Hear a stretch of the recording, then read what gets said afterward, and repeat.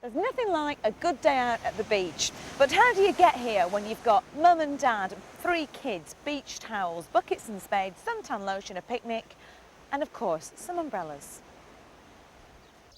Well, you could make the journey in Mazda's new Premacy. There's plenty of room in there for all the family. And if you fork out on a ferry ticket, it's a much cheaper way of letting the family experience some Viva España than if you had to buy 5 seats on a plane. The Premacy sells itself on its spaciousness and also on its user-friendly interior. It can transport loads up to 2.6 metres long, and the seats can be arranged in over 100 different positions. Now, quite why you'd want to do that, I suppose, is another matter, but still it'll give the kids a new game to play on that long drive to Spain. Oh yes, there are plenty of seat settings. The front passenger seat and central rear seat fold flat to form tabletops. All 3 independent rear seats can be single, double folded or completely removed. And there's also the option of an extremely spacious 2 seats for passengers in the back once the centre seat is removed.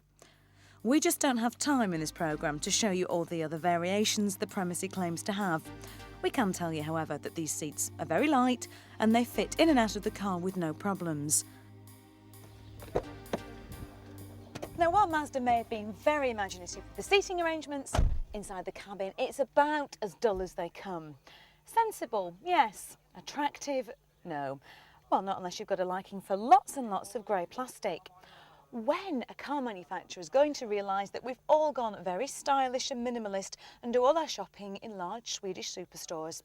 Still, on the positive side, there's plenty of equipment, it feels very solid and everything is well laid out.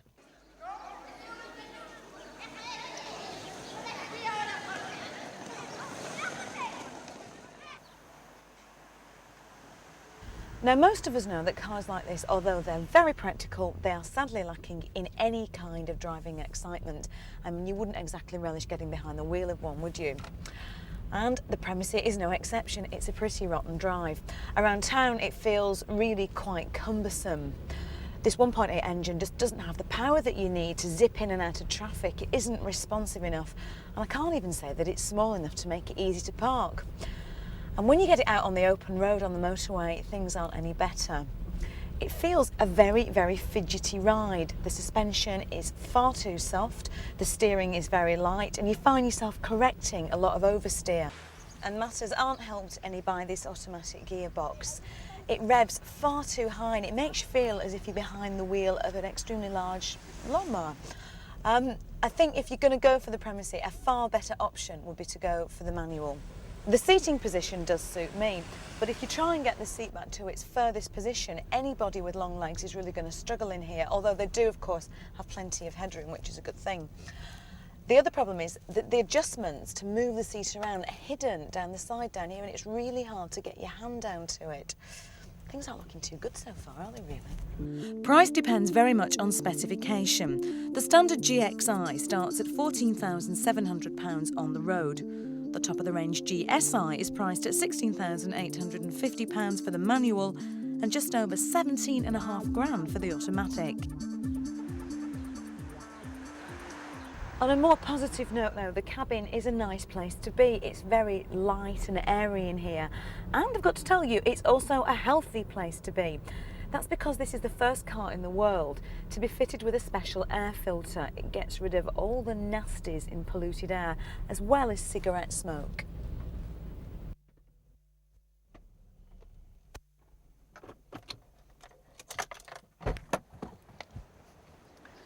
Well, it may not be such a nice drive, but at least it'll keep those nasty pollutants at bay. You know, it's a worrying thought. It's probably healthier in there than it is out here. Like it or not, the Premacy is smaller than your average MPV. Now, this suggests that its title as a mini MPV is that bit more logical.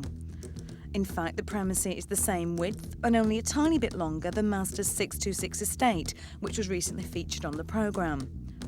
Overall, the look of the Premacy holds its own reasonably well. It's emphasised by the shapely headlights at the front, directing attention to the 5-point grille, a theme that's carried over to the rear window, providing you with good driving visibility. Mazda have attempted to add a slightly sporty look to this Premacy GSI. These alloy wheels come as standard, along with the rear boot spoiler. It does, however, seem a pity that some of this creative flair failed to make it under the bonnet. Although Mazda's new edition, the Premacy, is a mini MPV, in fact they're planning to build a 7-seater larger MPV which will be based on it.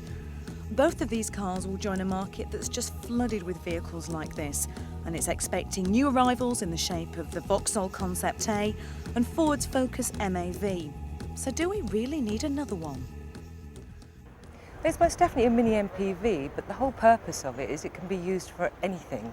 It's more important now today than ever that people have a quality lifestyle. So therefore you can use it for work, and it's compact, easy to park and drive. It's also very user-friendly for weekends and leisure purposes. So it fits quite neatly in the marketplace as a mini MPV. So would I buy one?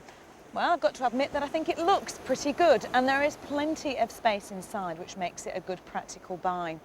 But I'm afraid there aren't enough thrills in the driving department for me.